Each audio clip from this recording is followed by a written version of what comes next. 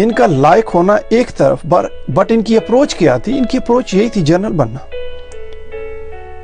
और मैं वो अल्फाज नहीं इस्तेमाल करना चाहता कि जो आर्मी के अंदर माइंडसेट है कि जो जनरल बनना चाहते हैं, उनकी सोच यही होती है कि उनके ऊपर से कोई गुजर जाए, उनकी प्रमोशन में प्रॉब्लम ना आए।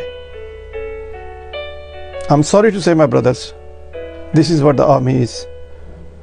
उनको कोई परवाह नहीं होती कि दुनिया के अंदर और क्या कुछ हो रहा है। उनको सिर्फ अपने रैंक और अपने टारगेट को अचीव करने के लिए उस लाइन एंड लेंथ को सीधा रखना पड़ता है, और वो रखते हैं। तो और फिर रिजल्ट क्या निकलता है? Chief of army staff general Qamar Javed Bajwa.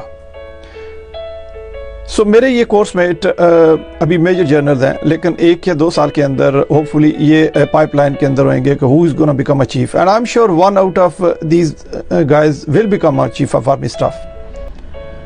तो फिर ये किस तरह के चीफ ऑफ आर्मी स्टाफ बनेंगे? ये क्या करेंगे? मेरे भाइयों और बहनों, मैं आपको समझाना ये चाह रहा हूँ कि ये जो जर्नल्स बनते हैं, ये अपनी 33 इयर्स लाइफ जो डोनेट करते हैं, ये उसको जाके कैश करते हैं एंड के ऊपर। ये गेम है कौन बनेगा करोड़पति।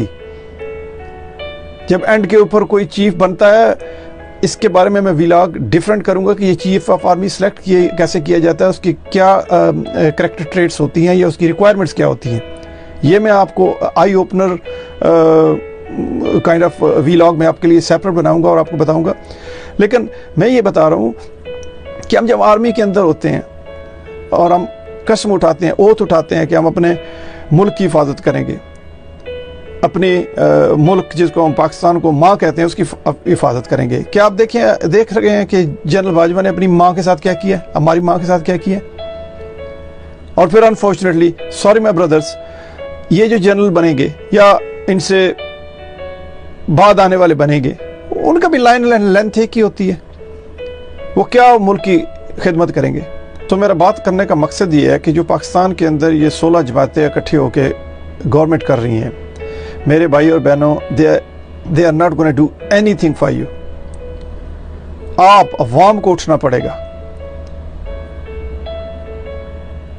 इन जमातों के अंदर कोई जान नहीं थी, they don't have any backbone. इनको एनर्जी दी आर्मी ने, और जब मैं आर्मी कहता हूं तो चीफ ऑफ आर्मी स्टाफ ने।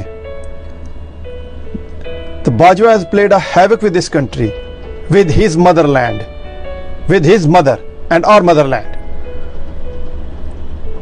इन लोगों के का कुछ भी नहीं था, ये कुछ भी नहीं कर सकते थे। इनको पांव पे खड़ा किया बाजवा ने। मुझे पता है उस वक्त जब इमरान खान इलेक्शन में था और ये रात को रिजल्ट्स नहीं आ रहे थे और नून लीग वाले चीख रहे थे कि जी हमें रिजल्ट नहीं मिल रहे और कुछ हो रहा है और ये है और प्रॉब्लम हो रही है, और कहा ही जा रहा था कि सिस्टम डाउन है इसलिए रिजल्ट्स नहीं आ रहे।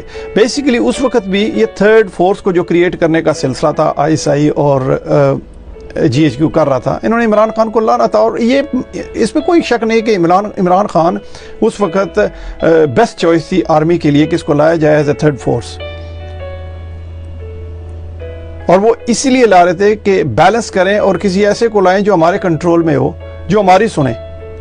और जब मैं कहता हूं हमारी सुने या आर्मी की सुने, इसका मतलब है अमेरिका की सुने। तो उनके लिए वो बेस्ट सूटेबल बंदा था, and they thought that he is gonna be like a yes man or a stooge and he will work the way they want. But Imran Khan साहब उल्टे हो गए, इन्होंने इनको समझा ही कुछ नहीं और ही wanted to go according to the book.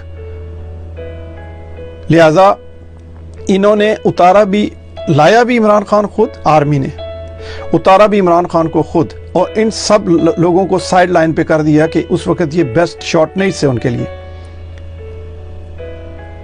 और अब इन सब चोरों को इकट्ठा करके फिर वापस लेके आ गए। यहाँ एक बात समझने की है मेरे सब बहन और भाइयों के लिए, मैं इसके अंदर डिटेल में बाद में भी बात करूंगा आपके साथ, लेकिन मैं ये कहना चाहता हूँ कि इस वक्त हम मीडिया को देखते हैं, लोगों को सुनते हैं, न्यूज़पेपर पढ़ते हैं, और हम ये एक ही चीज़ का हर कोई शोर कर रहा है, महंगाई हो गई है, आटा बढ़ गया, तेल बढ़ गया, चीनी बढ़ गई, एक्सेट्रा एक्सेट्रा। मेरे भाइयों और बहनों, आप सोच भी नहीं सकते कि आपके साथ क्या साजिश हो रही है। आपके न्यूक्लियर सिस्टम को डी न्यूट्रलाइज करने की सिचुएशन है। A lot of countries on the globe, they don't want Pakistan to become or to stay as a nuclear power. वो ये डेटरेंस ख़त्म करना चाहते हैं। और आप याद रखें, अगर ये डेटरेंस ख़त्म होगी तो इंडिया को पाकिस्तान के साथ जंग करने की कोई ज़रूरत नहीं है। वो जूते मार के आपको पाकिस्तान से निकाल देगा और पाकिस्तान पे कब्जा कर लेगा। और ये होगा जो अगर हम इसी तरह जर्नल्स के पीछे और आर्मी को देखते रहें। किस तरह की ये जमहूरियत है जिसके अंदर आर्मी इतनी इन्वॉल्व हुई हुई है। मैं आप सबसे पूछता हूँ, और ये मैं अपने भाइयों से, ये जो जर्नल्स बैठे हुए आर्मी के अंदर है, यार किस तरह के आप लोग हो। सोचो, अब सोने से पहले कभी सोचो। आदल तू सोच यार, you are an SSG, you are commander of SSG। तेरे बारे में बहुत सारे मैं जानता हूँ, तेरे बारे में बात करूंगा मैं खोल के तरह किसी और व्लॉग में। लेकिन यार सोच, सोने से पहले तू क्या सोचता होगा कि तुझे शहबाज शरीफ को सलूट मारना पड़ेगा, वो तेरा चीफ ऑफ आर्मी स्टाफ है। तेरा इंटीरियर मिनिस्टर राना सनाउल्लाह है। तेरा फॉरेन मिनिस्टर बिलावल है। कमान यार, कैसे तू सोता है, कैसे तुझे नींद आती है? किन लोगों को तुम सलूट मार रहे हो, किन लोगों को तुम उबे कर रहे हो? अंदर हिलता नहीं यार। We are over 50s, we all are over 50s यार। मरना है, सच की जरूरत नहीं है। यहां अपनी कंट्रीब्यूशन करो। ये मुल्क हम सब का है। और मैं ये नहीं कहता जहां मैं हूं, जहां मैं बैठा हुआ हूं, मैं जो कुछ कर सकता हूं अपनी हैसियत के मुताबिक मैं वो कर रहा हूं पाकिस्तान के लिए, पाकिस्तान के लोगों के लिए। और मैंने बहुत कुछ किया है, मुझे इस पर फख्र है। लेकिन मेरे भाइयों, आप जिन अपॉइंटमेंट्स के ऊपर बैठे हुए हो, आप बहुत क्लोजली चीज़ों को देख सकते हो और समझ सकते हो। जनरल तो तुम बन गए हो सारे, आगे क्या करना है? मरना भी है हमने यार। वो जूते मार के आपको पाकिस्तान से निकाल देगा और पाकिस्तान पे कब्जा कर लेगा। और ये होगा जो अगर हम इसी तरह जर्नल्स के पीछे और आर्मी को देखते रहें। किस तरह की ये जमहूरियत है जिसके अंदर आर्मी इतनी इन्वॉल्व हुई हुई है। मैं आप सबसे पूछता हूँ, और ये मैं अपने भाइयों से, ये जो जर्नल्स बैठे हुए आर्मी के अंदर है, यार किस तरह के आप लोग हो। सोचो, अब सोने से पहले कभी सोचो। आदल तू सोच यार, you are an SSG, you are commander of SSG। तेरे बारे में बहुत सारे मैं जानता हूँ, तेरे बारे में बात करूंगा मैं खोल के तरह किसी और व्लॉग में।